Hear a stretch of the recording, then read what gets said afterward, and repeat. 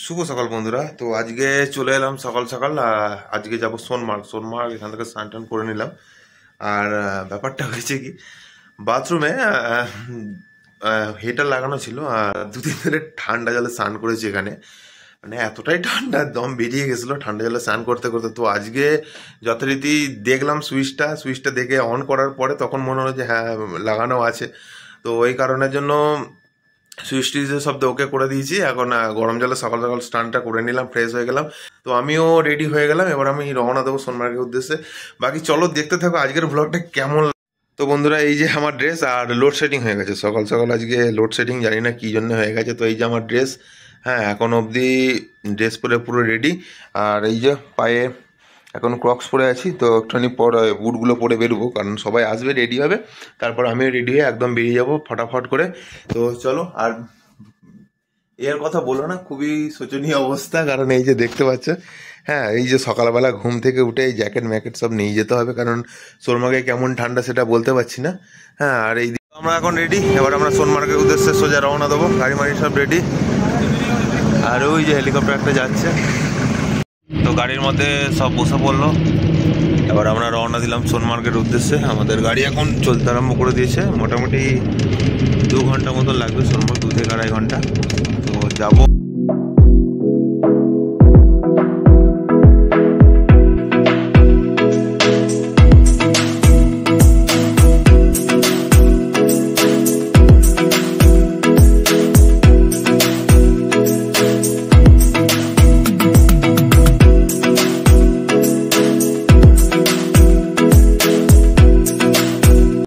জাম লেগেছে, সামনে গাড়ি চেকিং মেকিং হচ্ছে।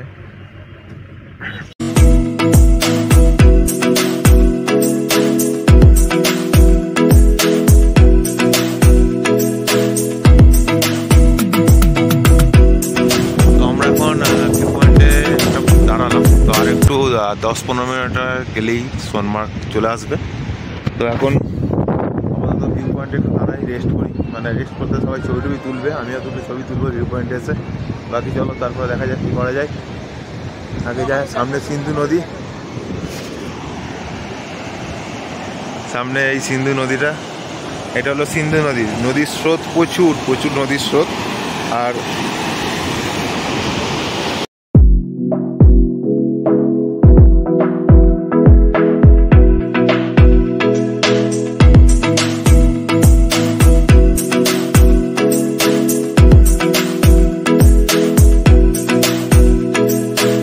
তো এই আমরা সোনমার্গে পৌঁছে গেলাম। আর ওই যে দূরে দেখতে পাচ্ছ সাদা সাদা, ওইটা বরফ, কারণ এই সময়টা বরফ পড়ে না, বরফ পড়ে মার্চের সময়। এই সোনমার্গ খুব সুন্দর একটা অপরূপ দৃশ্য। বসে গেছি এবার সোনমার্গের উদ্দেশ্যে। পয়েন্টগুলো সব যাবো আস্তে আস্তে। স্যার আসবে, সব বসবে। এই যে সব বসছে, ওইখানে বরফ দেখা যাচ্ছে। দেখো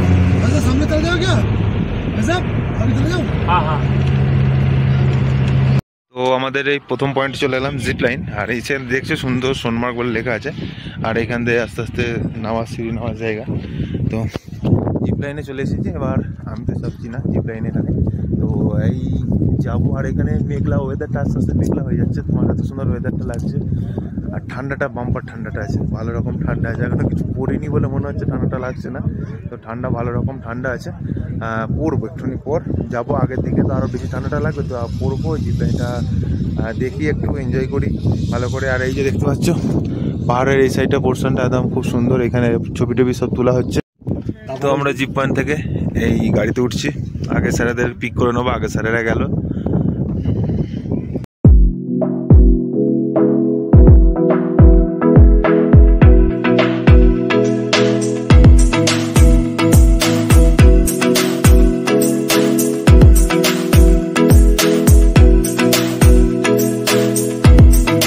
ওই নিচের রাস্তাটা দিয়ে আসছিলাম, মানে ওর নিচে না, ওর থেকে নিচের রাস্তাটা দিয়ে আসছিলাম। আর এটা হলো জজিলা পার্কের টানেলটা হচ্ছে।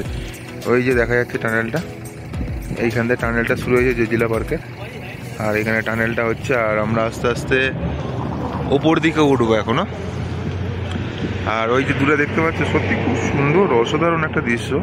আর এখানে মেঘলা, মানে বরফ পড়বে এরকম অবস্থা। মেঘও করছে, আবার রোদে উঠছে। এই যে গাড়ির কাছে যেতে যেতে বরফ পড়তে আরম্ভ করে দিয়েছে। হ্যাঁ, কারণ যত উপরের দিকে যাবো আস্তে আস্তে বরফটা বাড়বে। তো এই বরফ পড়ছে এখন।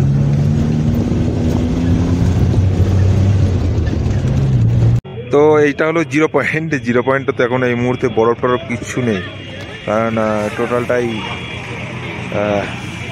সাদা হয়ে থাকতো, কিন্তু সাদার হয়ে নেই 0 পয়েন্টে। এখানে যে হিসাবে বরফ থাকার কথা সেই হিসাবে বরফটা নেই 0 পয়েন্টে। আর বরফ হিসাবে তো কিছুই নেই। আর ওই যে উপরটাতে, হ্যাঁ ওইখানটাতে দেখা যাচ্ছে বরফ, ওইগুলো সাদা সাদা হয়ে আছে, ওগুলো বরফ। আর অনেকটাই পরিমাণে আছে, অনেকটা আমরা নিচে থেকে দেখছি বলে মনে হচ্ছে না ওটা।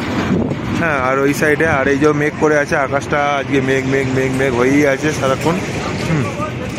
বাকি এই যাবো এখানে ঘুরবো। এই 0 পয়েন্ট এখানে বরফ তো কিছু নেই, আর টোটালটা ঢালা নেই, মানে এই সাইডটা আপ, এই সাইডটা নিচে ডাউন আছে, টোটালটা ঢালা।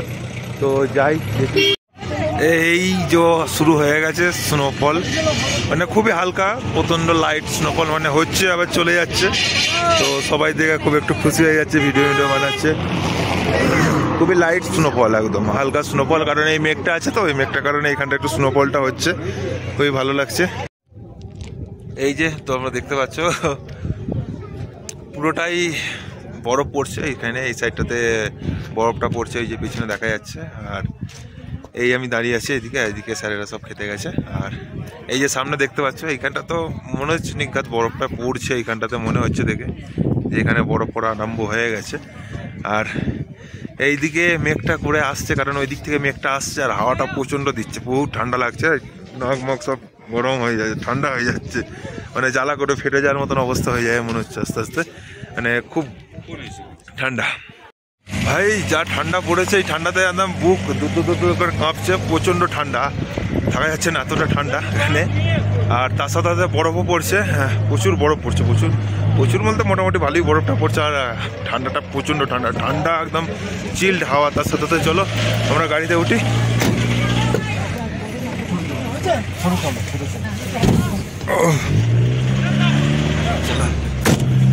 তো এই গাড়িতে উঠে বসলাম, বিভৎস ঠান্ডা বাইরেতে।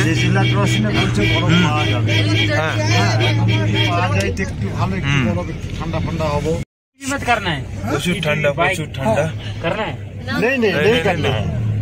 এত ঠান্ডায় কে করবে, প্রচুর ঠান্ডা, প্রচুর। হ্যাঁ,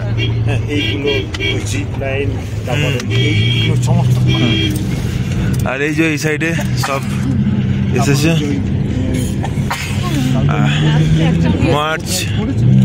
মার্চের দিকে মানে এই পোর্শনটা টোটালটা বরফে পুরো ঢাকা থাকে, এই পোর্শনটা দেখতে পাচ্ছ। আর আমাদের এখান থেকে লে 326 কিলোমিটার, আর কার্গিল 96 কিলোমিটার এখান থেকে এই রোডটা। আর এই রোডটা বলে লে লাদাখ রোড, এইটাতে যাওয়া হয়। আর এতটাই ঠান্ডা, বিভৎস লেভেলে ঠান্ডা, মানে হ্যান্ড গ্লাভস না নিলে থাকা যাবে না, এরকম অবস্থা। ভালো রকম ঠান্ডা আছে এই সাইডটাতে। ওই যে উপর পোর্শনটা থেকে দেখছো, ওখান থেকে পাকিস্তান থেকে হামলা করেছিল এই নিচের পোর্শনে, তাও আমাদের ইন্ডিয়ান আর্মি এখান থেকে তারা জয় হয়েছিল। আর এই সাইডে দেখছি টোটালটা বরফে ঢাকা পড়ে গেছে, মানে মেঘ হয়েছে, আর ওইদিকে প্রচণ্ড স্নোফলস হচ্ছে ওই সাইডটাতে, আর এই সাইড থেকে স্নোফলটা হচ্ছে। আর ঠান্ডাটা প্রচুর ঠান্ডা, মানে এই বরফের জায়গাতে এলে যত হাওয়া দেবে তত বেশি ঠান্ডা এই পোর্শনটাতে। আর এই যে দেখছেন স্নোফল অলরেডি চালু হয়ে গেছে, স্নোফল ভালো রকমের স্নোফল হচ্ছে এখানটাতে, স্যারেরা সব আসছে। তো আমরাও যাই আস্তে আস্তে আগের দিকে। বাপরে, মানে এতটা ঠান্ডা লাগছে, মানে ঠান্ডা বলতে ভালো রকম প্রচুর ঠান্ডা আছে এখানটাতে, বিভৎস লেভেলের একটা ঠান্ডা। আর কথাও ঠিক মতন বলতে পারছি না, ঠান্ডাটা এতটা লাগছে। চলো তোমাদের দেখাই সিনগুলো, পোর্শনগুলো কেমন।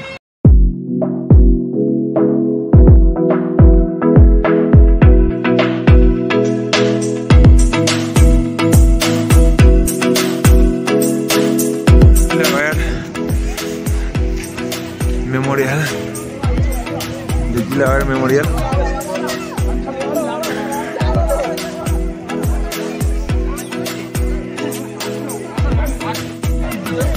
স্নোফলটা দেখছো কি পরিমাণে স্নোফলটা হচ্ছে, আমি ভিজে যাবো স্নোফলে, প্রচুর স্নোফল হচ্ছে, প্রচুর স্নোফল। ঠান্ডাটা বিভৎস লেভেলে ঠান্ডাটা পড়েছে, তার সাথে সাথে স্নোফলটা বাপরে তোমাদের দেখা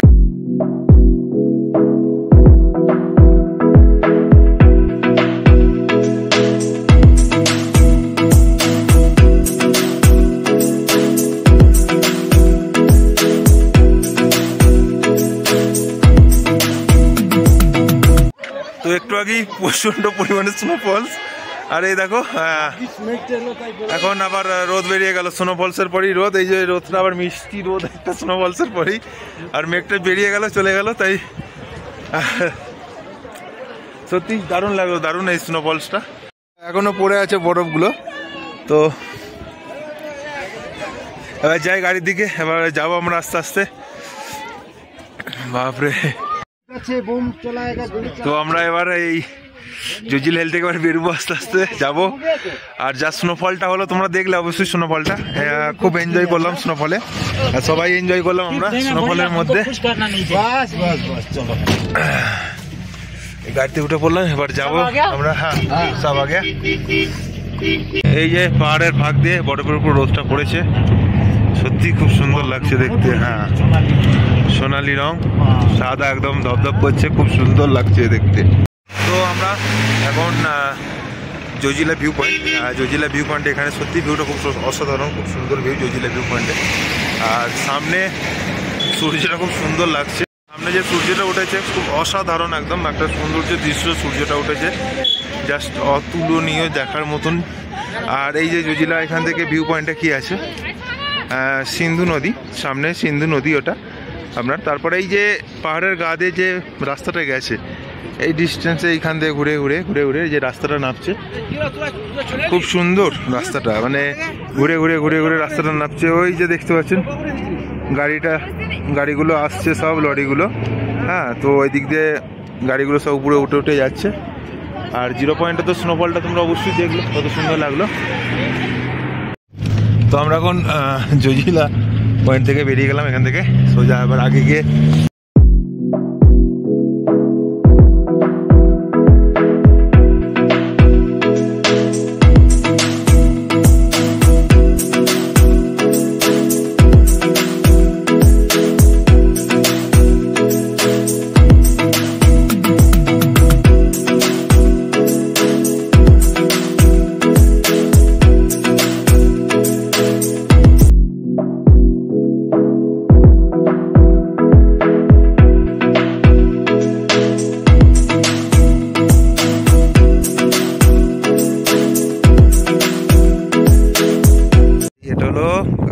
লাস্ট ভিলেজ।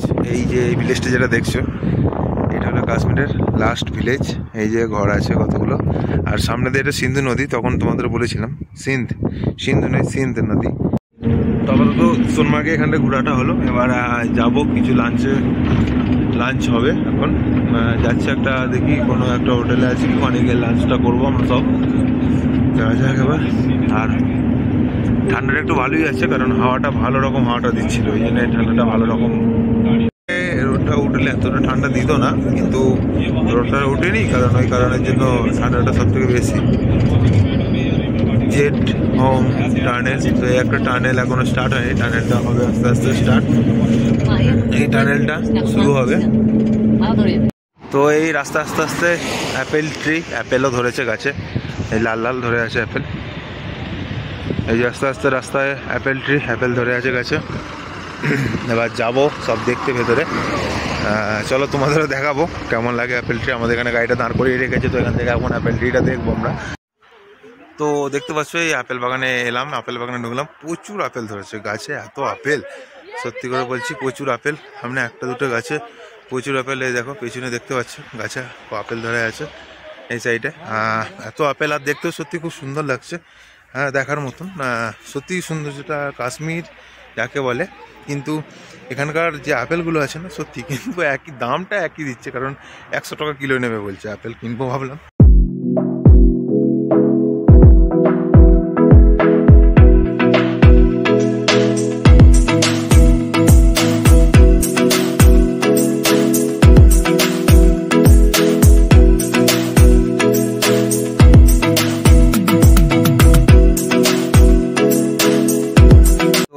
এইটা আপেলটার নাম হলো গোল্ডেন অ্যাপেল। তো এরই মধ্যে আপেল আছে, এর মধ্যে গোল্ডেন অ্যাপেল আছে। তো দেখতে পাচ্ছ খুব সুন্দর, মানে এই আপেলটা এখন কাঁচা আছে, আর এখন এই আপেলটার টেস্ট হলো টক মিষ্টি এরকম টেস্ট আছে এই অ্যাপেলটা। আর এর মধ্যে গোল্ডেন অ্যাপেল, রেড অ্যাপেল, সব রকম অ্যাপেল আছে এখানটাতে। তো আমরা এখন আপেল বাগান থেকে বেরিয়ে গেলাম, এবার সোজা রুমের দিকে রওনা দেবো আস্তে আস্তে। অ্যাপেলগুলো খেলাম, অ্যাপেলটা সত্যি খুবই মিষ্টি অ্যাপেলটা। আর এই যে নেওয়া হয়েছে প্যাকিংয়ে, এটা আপেলটা কিরকম লাগছে, কত মিষ্টি? খুব মিষ্টি, সরে আসুন সাইডে সরে আসুন। আপেলগুলো খুব মিষ্টি, তো ভালো লাগলো। করছে এত আপেল মিষ্টি। হ্যাঁ, আর আপেলটা সত্যি খুবই মিষ্টি, আপেলগুলো খুব সুন্দর লাগছে। আর ওই যে আমাদের ওখানে গাড়ি দাঁড়িয়ে আছে, যাই। তো চলো, হ্যাঁ সবাই এসে গেছে, এই চলে এলাম গাড়িতে উঠবো এবার। সাবধানে, সুজা আবার গাড়িতে উঠতে উঠতে পড়ে যাচ্ছে।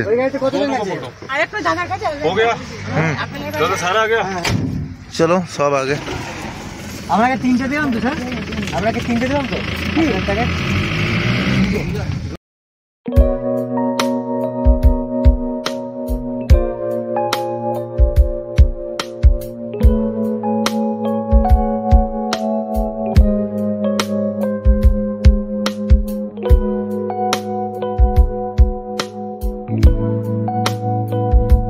এই যে স্বপন এখানে শিক কাবাব করছে, আর এখানে আমাদের তরকারি হচ্ছে। হ্যাঁ, তো রুমে চলে এলাম। তো এখন রুমে এসে গিয়ে শিক কাবাব হবে এবার। শিক কাবাব হবে মানে শিক কাবাব হয়ে গেছে রেডি, এবার সবাইকে স্ন্যাক্স দেওয়া হবে। রেডি হয়ে গেছে, খাওয়া দাওয়া শুরু করবো এবার। তো গাইস রাত্রি আপাতত আমাদের খাওয়া দাওয়া কমপ্লিট হয়ে গেছে। এখন খাওয়া দাওয়া কমপ্লিট হয়ে গেছে, ওই যে দেখতে পাচ্ছ ওখানে সব ঢাকা টাকা দিয়ে রাখা আছে, সব শুতে চলে গেছে, আমিও ওই যাবো। শুভরাত্রি। আর আজকে তো খুব এনজয় করলাম, কারণ ভাবতে পারিনি এই সময় বরফটা পড়বে ওখানে। আর বরফটা পড়লো, খুব মজা আনন্দ করলাম। আর এতটাই ঠান্ডা ছিল মানে থাকা যাচ্ছিল না। ভাগ্যিস নিয়ে গেছিলাম টুপিটা, মাফলারটা, সব কিছু নিয়ে গেছিলাম, ওই কারণের জন্য মোটামুটি বেঁচে গেছে। আর যারা নিয়ে যায়নি তারা খুবই কষ্ট পেয়েছে ঠান্ডাতে। আর প্রচণ্ড হাওয়া দিচ্ছিল এখানে, যদি হাওয়াটা না দিত তাহলে অতটা ঠান্ডা থাকতো না, কিন্তু হাওয়াটা দিচ্ছে বলে খুব ঠান্ডাটা। আর খুব এনজয় করলাম আজকে ঘুরে। আবার কালকে যাব, কালকে ঘুরে আসবো, কালকে যাব, কালকেও তোমাদের দেখাবো সব কিছু। বাকি আজকে আমার ভিডিও কেমন লাগলো অবশ্যই কমেন্ট করে জানাবে। লাইক কমেন্ট সাবস্ক্রাইব করতে একদম ভুলবে না। থ্যাংক ইউ, ধন্যবাদ, শুভরাত্রি, গুড নাইট।